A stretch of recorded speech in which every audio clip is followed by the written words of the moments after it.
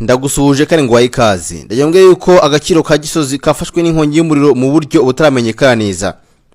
Agakiriro gakorerwamo imirimo y'ububaji no gusudira mu murenge wa Gisozi mu karere ka Gasabo kafashwe n'inkongi y'umuriro.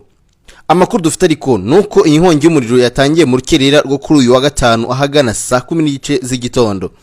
Abari baraho rero ibingi byabereye bavuga ko habanje gushya inyubako zicuruzwamo ibitanda n'ibindi bitandukanye harimo imbaho zari ziri ku muhanda. Bivuga yuko iyi nkongi yangije igice kinini cyane kingana na kimwe cya kabiri cy'Agakiriro kose. Ntiharamenyekana cyabo cyateye inkongi. Kugeza ubu nubwo polisi rero yatangiye ibikorwa byo kuzimya umuriro ndetse uracyari mwinshi cyane amakuru kandi hari nuko avuga ko nta muntu numwe waguye mu iyi nkongi. Ko byabaye bisa nk'ari mu gitondo gusa abenshi bagaragaza ko ibintu byabaye kuri inkongi y'umuriro bibabaje cyane ndetse kandi bateye agahinda kubera ko abenshi bakuramo ibikorwa hano bahombye cyane byinshi byahiriyemo. Abandi bagaragaza ko ibintu byahiye ari byinshi cyane gusa aragaragaza ko bavuga ko inkongi wenda ishobora kuba yatewe n'umuriro w'amashanyarazi cyangwa iki gusa ntabwo biramenyekana neza icyaba cyateye inkongi cyihariye ku buryo bagaragaza ati ikintu cyateye inkongi n'iki ngiki. Na uramenya neza ko bigenze gusa ikigaragara nuko mu gitondo cyo mu rukerera uyu munsi wa none abantu bamaze kuva mu byaho harimo abantu bari bamaze bo kujya kuryama dore ko nta muntu wari ukora. Hari abantu bake cyane harimo n'ababarinzi bashinzwe gucunga hano hantu gusa ntabwo hagaragara nyine ko hari umuntu waba waguyemo cyangwa wakomerekeye muri Agakiriro. Yaba nkuko mubibona aba supermarket yagiye ashya harimo ahantu hakorerwa imbaho nyinshi uretse n'ibyo kandi inzu nyinshi cyane zari zimo zose z'amabati za Kongotse. Bigaragara ko ahantu ku buryo hahiye bigoranye cyane ko bavuga ko hari ikintu kiruboko kina kimwe kuko hagiye hashya hahiye harakongoka koko byanyabyo.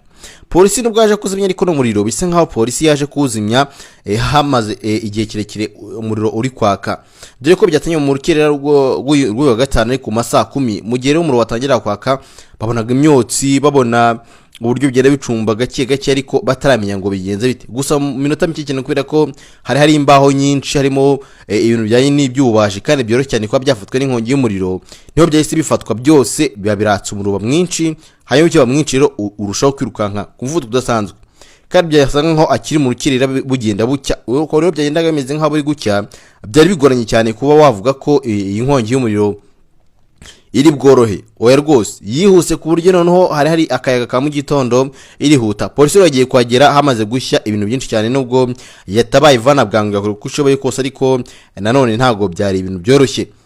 Umwotsi uri mwinshi cyane ndetse bigaragaza ko kimwe cya kabiri cy'Agakiriro kose bisa nkaho cyahiye kandi abari bafite mu bikorwa bizavuga ko bahombye cyane ariko ntibaramenya ngo ni iki cyabahombyemo ni biki byinshi byagiye bishya dore ko batarabaringano y'ibintu byangiritse. Gusa ikigaragara nuko mu Gakiriro byinshi cyane abakoreragamo bari bafite byangiritse cyane cyane abantu bakora igice ku gice kijyanye n'ububaji abanze niho hantu hangize cyane kurusha ibindi bice byose bitandukanye. Niho hantu hasa nkaho hafashwe n'inkongi y'umuriro mu buryo bubi cyane neza harimo n'ahantu nanone hangiritse harimo aha supermarket ahacuruzwa ibicuruzwa bitandukanye harimo amaji n'ibindi uko nkuko amafoto yagiye hafatirwa ndetse agaragara ko ahantu hangiritse cyane mu supermarket dore ko hari supermarket ziri hafi yaho zangiritse. Hakamo n'amakenka yori acuruza ibintu bijyanye n'ubwubatsi nayo yahiye kandi mu buryo bukomeye cyane. Abenshi bagaragaza ko ibintu byabaye ari ubwa mbere bisa nkaho bibaye kandi mu buryo butunguranye.